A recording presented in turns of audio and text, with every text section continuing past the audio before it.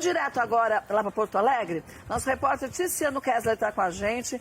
Situação, gente, está tão grave no Rio Grande do Sul.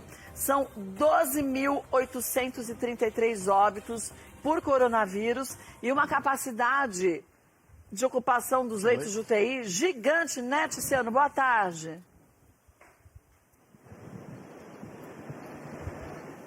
Tiziano Kessler. Hoje não são boas, a gente tem uma situação bem delicada aqui no Rio Grande do Sul. Faz 3 dias que a taxa de ocupação das unidades de terapia intensiva está acima de 100%. São quase 3 mil leitos de UTI em operação hoje aqui no Rio Grande do Sul e mesmo assim não é suficiente. Além da superlotação das UTIs, isso acaba impactando nos pronto-atendimentos, serviços de emergência. Para se ter uma ideia, hoje eu estava circulando por pronto-atendimentos aqui de Porto Alegre e só nos pronto-atendimentos e emergências de hospitais tem cerca de 400 pessoas internadas em locais improvisados porque não há leitos nos hospitais aqui de Porto Alegre e a situação se repete em todo o Rio Grande do Sul.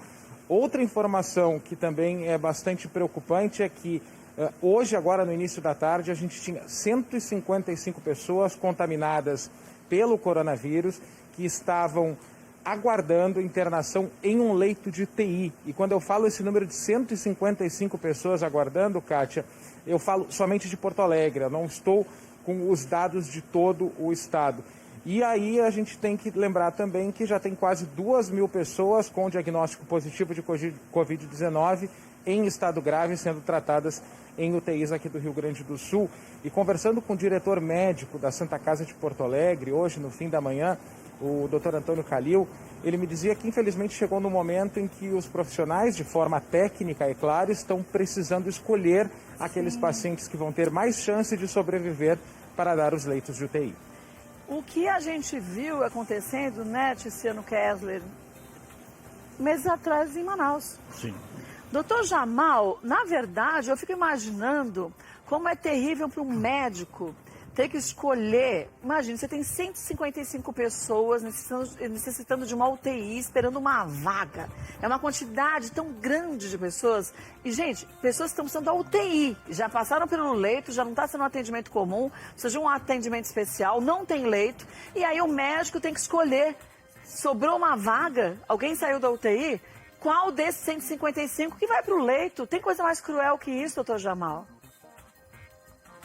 E é inacreditável, né, Kátia?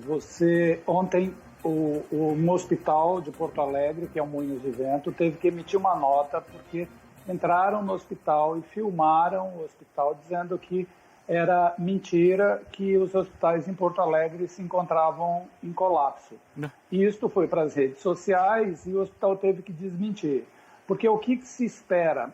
E é essa população que se informa em aplicativos de mensagem, isso é um problema muito sério, né? Todo mundo sabe que é um robô que não para de emitir isso. Então você vê, diante dessa catástrofe sanitária, uma catástrofe de saúde pública, a gente precisando que as pessoas entendam a gravidade do problema, um indivíduo vai e filma, imaginando que vai encontrar no meio do corredor corpos estirados. Enquanto a gente ainda for minimamente digno, isto jamais vai acontecer.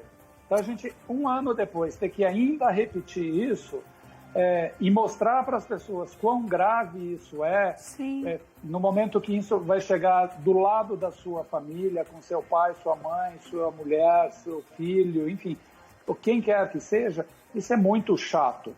E eu acho que escolher não é exatamente a gente espera que, ou pelo menos está torcendo para que isso não ocorra. Mas do jeito que a carruagem vai, e instantes atrás já foi dito isso, nessa toada a gente chega rapidinho nas 200 mil, nos 300 mil mortos no Brasil. Viu, doutor Jamal, agora o senhor falou do Moinhos de Vento, eu tive a oportunidade de ter um grande amigo que é diretor do Hospital Moinhos de Vento e ontem eu conversei com ele a respeito exatamente da informação que nós tínhamos da lotação da UTI, né? E ele me confirmou.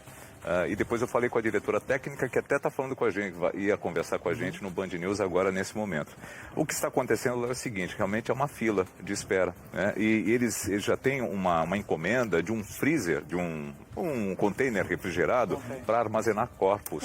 E a gente está falando, e aqui vale um alerta muito especial, muito importante. Eu sei que nós falamos aqui para todas as pessoas no Brasil, mas não só os pobres morrem. Não, gente, morre todo mundo. O Moinhos de Vento, para que você tenha uma ideia, ele é correlato ao Einstein aqui em São Paulo. É o segundo no Brasil, está entre as 100 melhores instituições no mundo. E lá você tem essa situação. Então são pessoas que têm a possibilidade de pagar e que também estão sofrendo. Mas nessa hora não tem dinheiro. Exato, não faz é aí que eu quero chegar. Muda, né? Então, e aí que a gente vê o quanto que a responsabilidade é de cada um de nós.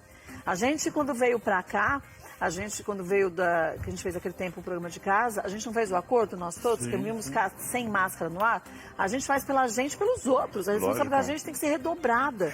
A Rainha Elizabeth falou isso a semana passada. Foi mesmo, Ela disse, se você não acredita, se você não confia, se você não quer fazer, faça pelo outro. Sim. Se você não quer fazer por você, Faça faça pelo outro. A Rainha Elizabeth falou isso. Pois é. Né? Ou seja, esse é um problema que lá também existe. Esse é um problema de consciência do mundo todo. Pois é. Agora, Tiziano Kessler, eu fico imaginando a situação das pessoas que vivem na região, no Brasil inteiro, mas agora a gente mais especificamente falando aí de Porto Alegre, e que ficam sabendo de uma situação como essa, quer dizer, de se comprar um container, porque não vai ter onde colocar o número de mortos, que infelizmente dia a dia está aumentando. E aí a gente vê imagens, como você conseguiu uma imagem para mostrar para a gente, né, de Chapecó? Exatamente, Kátia. Na região sul do Brasil, não só aqui no Rio Grande do Sul, mas no Paraná e também em Santa Catarina, a gente tem problema de superlotação. No Paraná não há mais leitos Covid, em Santa Catarina estão sendo transferidos pacientes para o Espírito Santo. E a região oeste catarinense, onde fica esse hospital que a gente vai ver nessa imagem, é uma das mais críticas do estado, e aí a gente vê os parentes, os familiares das pessoas que estão internadas neste hospital na cidade de Chapecó, fazendo uma oração coladas ao muro da instituição. É realmente comovente essa imagem. É triste, é triste. Aliás, em Santa Catarina, não sei se o Tiziano até pode confirmar, mas morreram mais de 30 pessoas que estavam na fila à espera de uma UTI. Sem conseguir a UTI. Sem conseguir a UTI. Então veja, esperar uma UTI não é esperar a fila de um restaurante em que o cara te fala lá, olha, você é daqui quanto tempo? Daqui a 15 minutos, daqui a 20 minutos. Não, na UTI é fundamental, é já. Sem falar que tem muita gente que fica muito tempo na UTI. Sim. Porque não tem tempo, você não sabe quanto tempo você vai se recuperar. Você não sabe como o seu corpo... A gente tem amigos aqui na Bandeirantes que ficaram na UTI e ficaram mais de um mês. Não, a gente tem o Celso, o doutor Costela. Ficou 50 dias. Quase morreu 40 dias, ele não foi entubado, mas ele ficou com oxigênio 40 dias. Teve alta, graças a Deus. Quando chegou em casa, depois de 3 dias, o Covid causou um problema intestinal nele. Ele teve que correr para o hospital de novo e ficou mais 10 dias em UTI. Então, gente, não é uma brincadeira. E é uma roleta russa. Sim. Entendeu? É difícil quando a gente pensa numa situação como a gente está vivendo. E, infelizmente, muita gente ainda tendo a vida que queria levar se não tivesse aí a pandemia acontecendo. Então, não dá.